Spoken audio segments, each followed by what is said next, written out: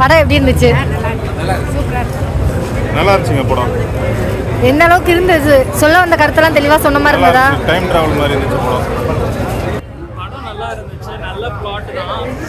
ஆனால் ஒரு சில இது வந்துட்டு அவங்க கொஞ்சம் பீரியட் ஃபிலிமு கொஞ்சம் வந்து நிஜத்தையும் சொல்லியிருக்காங்க, சிலதை வந்து கற்பனையும் சொல்லியிருக்காங்க.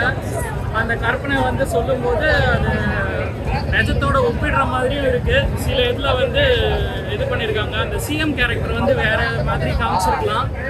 ஸோ அந்த பீரியடில் இருந்த சிஎம் வந்து யாருன்னு நம்ம எல்லாருக்குமே தெரியும். ஸோ அவங்கள வந்து ஒரு டிஃபைன் பண்ண மாதிரி எனக்கு ஃபீல் ஆகுது. ஸோ அந்த மாதிரி இல்லாமல் பண்ணியிருந்தா இன்னும் நல்லா இருக்கும். பிளாட் ரொம்பவே நல்ல பிளாட். சூப்பர். எஸ்கே படம் சூப்பர். என்ன மாதிரி இருந்தது? ஆக்சுவலி 3 ஹீரோ, எப்படி 3 ஃபேமிலி மூவி பக்கமா 3 பேர். ஆக்சுவலா எல்லா கேரக்டருக்கும் இம்பார்ட்டன்ட் இருக்கு. படம் எப்படி இருக்கு? எந்த அளவுக்கு எதிர்பார்த்துருந்தீங்க? அது திருப்தியாச்சா?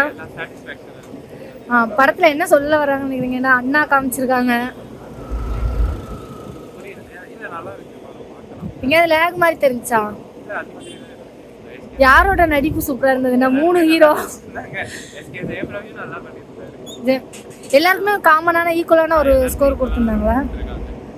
லைன் தான் சார். படம் எப்படி இருந்துச்சு? இது வந்து ஒரு ஹிஸ்டாரிக் ஃபிலிம். ஐ மீன் எல்லாரும் இந்த ஹிஸ்டரி பார்க்க வேண்டிய ஃபிலிம்.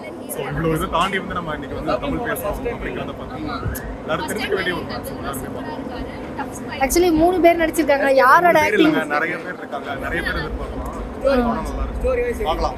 ஏதாவது லேக் அந்த மாதிரி இருக்கா படத்துல? பிஜிஎம் இன்னும் நல்லா இருக்கும். நல்லா இருந்தது, படமும் சூப்பரா இருந்தது. எப்படி என்ன சொல்ல வராங்க கதையில எல்லாமே உங்களுக்கு? எல்லாமே படம் நல்லா இருந்தது. ஓவரால் படம் பார்த்தீங்கன்னா ஒரு 1959 வந்து 1965 இந்த காலகட்டத்தில் வந்து ஹிந்தி வந்து national official only official language வந்து ஒரு வந்து சென்ட்ரல் கவர்மெண்ட் இருந்தாங்க. இதை வந்து எதிர்த்து வந்து தமிழ்நாட்டில் படம் எந்த ஒரு ஹிஸ்டரியை தான்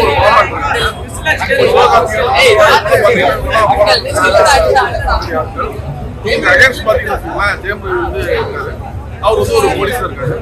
படம் ஃபர்ஸ்ட் ஆஃப் ஆல் பார்த்தீங்கன்னா ஃபுல் அண்ட் ஃபுல் வந்து ஒரு ஹிந்தி கிளிப்பு வந்துச்சுன்னா என்ன பாதிப்பு இருக்கும், ஏன் வந்து போராட்டம் பண்ணுறாங்க, அதுக்கான நியாயங்கள், இந்த விஷயம் ஃபர்ஸ்ட் ஆஃப் ஆல் ரொம்பவே சூப்பராக இருக்கும். எஸ்பெஷலி இன்டர்வியூலாம் பார்த்தீங்கன்னா அந்த எலிவேஷன்லாம் பயங்கர சூப்பராக வந்து கற்றுக்கிட்டாங்க.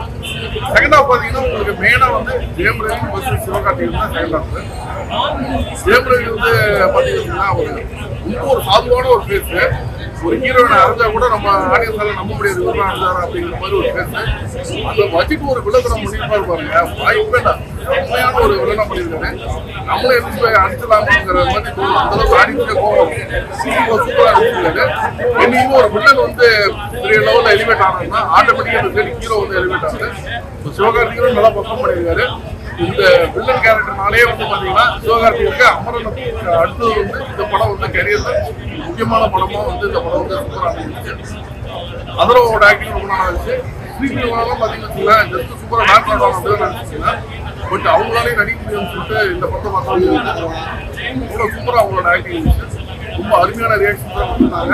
அதே மாதிரி அவங்களுக்கு வந்து ஒரு முக்கியமான ஒரு கேரக்டர் கிளைமேக்ஸ் முதல் கொண்டு அவங்க வந்து ஒரு இம்பார்ட்டன்டான ரோல் வந்து பிளே பண்ணாங்க. அவங்க கேரக்டர் ரொம்ப சூப்பராக இருந்துச்சு. டேரக்டர் உண்மையிலே பாராட்டணும். நிறைய வந்து ஒர்க் பண்ணியிருக்காங்க.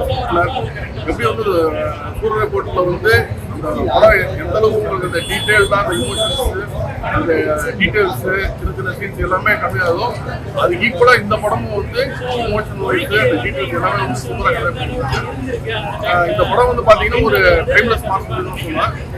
ஒரு 10 வருஷம் 20 வருஷத்துக்கு அப்புறம் கூட போயிட்டு 1965ல என்ன நடந்துச்சு அப்படின்னு பார்க்கணும்னா இந்த படத்தை வந்து நீங்கள் போய் பார்க்கலாம். அந்த அளவுக்கு வந்து உங்களுக்கு ஒரு தரமான ஒரு படத்தை கொடுத்துருக்காங்க. படம் வந்து மியூசிக் நல்லா இருக்குது, பிஜிஎம் சாங்ஸ் நல்லா இருக்கு.